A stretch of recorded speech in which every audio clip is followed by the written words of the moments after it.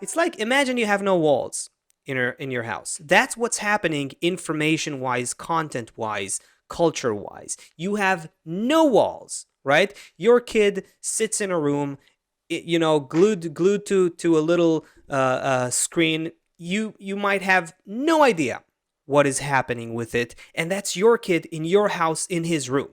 You know what I mean? The Right. that reality did not exist 70 years ago or 60 years ago. This has totally changed. So the notion of home and everything that comes with it and the protective environment that it's supposed to be, that is literally a dream. It no longer exists. So that made us a lot more prone to and sensitive to any kind of influences. Now the question is, what kind of influences are we swimming in, right? So there's no bubble that protects you from outside influences. You have no walls in your house when it comes to influences that shape your mind. Now if you take a look at what are the kinds of influences that have been growing in parallel to this growth of violence, you start to see a frightening analysis. By the time the average American reaches the age of 18, they will have seen 200,000 acts of violence, and maybe 20,000, like 10% of them are murders. So what does that do to us? I'm not saying that the moment you watch a violent movie, you go to kill someone. I'm not saying that. But you cannot argue with the fact that this is doing something to us, even subliminally. It is desensitizing us to some extent. It has to. You cannot be unaffected by it. The reason we think we're unaffected is because we're like a fish swimming in the water.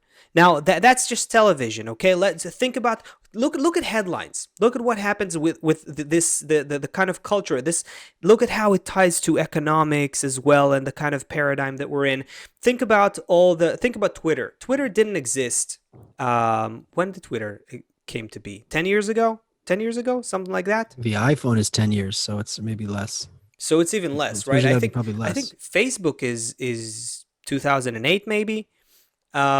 Anyway, all of these things are super new, and what they've done, as among many other things, is they shortened our attention span, right? Because we've discovered that it's very easy to get people addicted to a certain thing like Twitter because it's based on short messages. It forces you to be short, not to spend time and effort and focus and availability into going deeply into something. So everything is being quick and fast. And now what happens is that because you've broken because we've reduced our attention spans to something that is very short, now it's competing. The competition for our attention has to be more fierce. So headlines and tweets and everything, it has to become more clickbaity,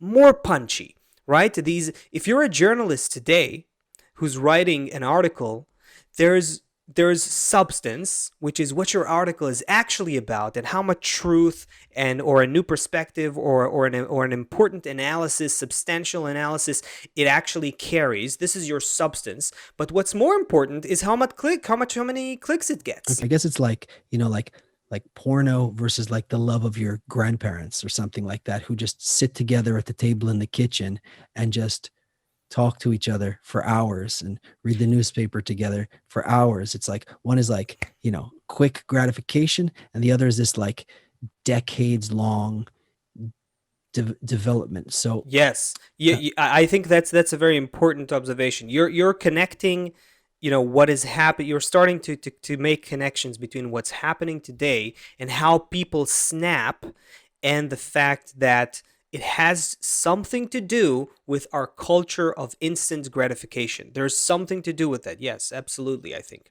Because what is restraining your urges? It has a lot to do with the ability to delay gratification. And something that our culture does is it doesn't help us train that muscle of How can it delaying be? gratifications. Yeah. How can it be that like, if I shoot them, I will spend my life in jail, but I still can't control myself. Like, even I think the thoughts that, Right. okay, the consequences are going to be really bad, but I need the gratification so bad right now. My Yeah.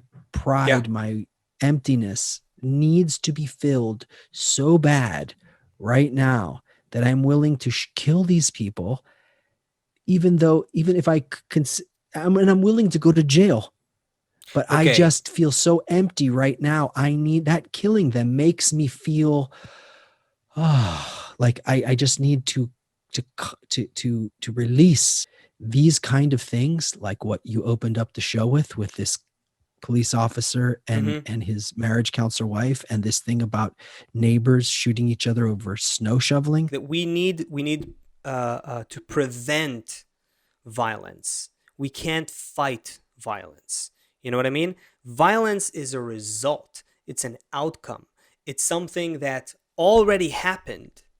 If you what can you do with violence? Nothing. When there's violence, you're going to have to need some other violent intervention to stop the person who's committing the violence. It's violence. If violence reaches your, happens on your streets, the problem didn't start there. You know what I mean? And if violence happens between neighbors today and normative people and spouses, and it came into your home, that means that tells a story. If it's growing, like if it's spreading like a virus in our culture, that tells the story of a culture in decline.